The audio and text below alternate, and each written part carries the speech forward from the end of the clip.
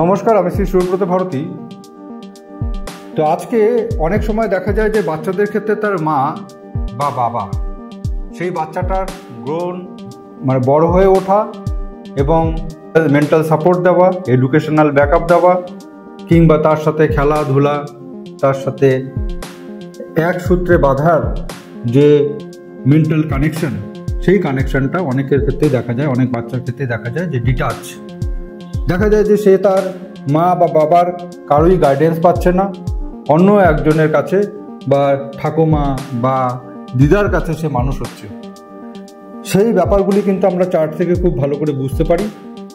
তো সেই ক্ষেত্রে কিন্তু যে কম্বিনেশনটা গ্রো করে সেটা চতুর্থ ভাবের অধিপতি গ্রহ বা চতুর্থ ভাবের নক্ষত্রপতি এবং চন্দ্র।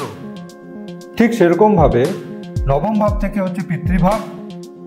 সুতরাং পিতার স্থানের অধিপতি গ্রহ কিংবা পিতার স্থানের যে ভাবটা রয়েছে তার নক্ষত্রপতি বা রবি কোনো কারণবশত যদি অষ্টম ভাব এবং শনির সাথে যুক্ত হয়ে বসে থাকে, তখন কিন্তু দেখা যায় সেই বাচ্চাটার জীবনে পিতৃস্থান থেকে বিচ্যুতি অথবা মাতৃস্থান থেকে বিচ্যুতি বা নেগেটিভিটি বা প্রপার গাইডলাইন তার জীবনে থাকে না।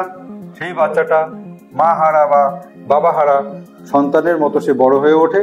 এখানে হারা বলবো না, স্নেহ হারা। মাতৃস্থানের স্নেহ তার জীবনে নেই বা পিতৃস্থানের স্নেহ তার জীবনে নেই, এইরকম অবস্থায় বাচ্চাটা বড় হচ্ছে। কিন্তু সেই বাচ্চাটারই জন্মকুণ্ডলীর মধ্যে, কোনো একটা বাচ্চার জন্মকুণ্ডলীর মধ্যে যদি দেখা যায় যে চতুর্থ ভাব বা চতুর্থ ভাবে নক্ষত্র অধিপতি বা চন্দ্র, নবম ভাব বা নবম ভাবে নক্ষত্র অধিপতি বা রবি আমাদের ভাগ্যস্থানের সাথে যুক্ত, আমাদের উন্নতি স্থানের সাথে যুক্ত, আমাদের পঞ্চম ভাব লগ্ন ভাবের সাথে যুক্ত, সেই বাচ্চাটাই কিন্তু ভীষণভাবে পিতৃস্নেহ মাতৃস্নেহে বড় হবে এবং সারা জীবন একটা ব্যাকআপ বা গাইডলাইন কিন্তু তার জীবনে লক্ষ্য করা যাবে। সুতরাং আপনারা অতি অবশ্যই যেটা কাজ করবেন, অবশ্যই কিন্তু বাচ্চাদের জন্মকুণ্ডলী দেখিয়ে নেবেন। সেই ক্ষেত্রে ভবিষ্যতে যে আপনাদের বাচ্চাদের যে গার্নিশিং সেটা প্রপারলি চলবে তো, নাকি মিডলেই সেটা কোনো রকমভাবে ডিস্টার্ব হয়ে যাবে, এটা কিন্তু বোঝাটা খুব দরকার।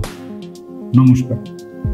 যে কোনো বয়সের ব্যক্তির জন্মকুণ্ডলী তৈরি ও বিচার করানোর জন্য, লগ্ন রাশি নক্ষত্রগণ যোগ জানার জন্য, জীবনের বিভিন্ন মুহূর্তের ভবিষ্যৎ জানার জন্য, বিবাহ সংক্রান্ত ম্যাচ মেকিং নিয়ে কনসালটেন্সি নেওয়ার জন্য এবং জ্যোতিষবিদ্যার কোর্স করার জন্য, হস্তরেখা বিচারের কোর্স করার জন্য, বাস্তুর কোর্স করার জন্য যোগাযোগ করুন 9474323694। চেম্বার জলপাইগুড়ি ও শিলিগুড়ি। অনলাইন কনসালটেন্সি এবং অফলাইনে কনসালটেন্সি নেওয়ার জন্য যোগাযোগ করুন 9474323698 নম্বরে।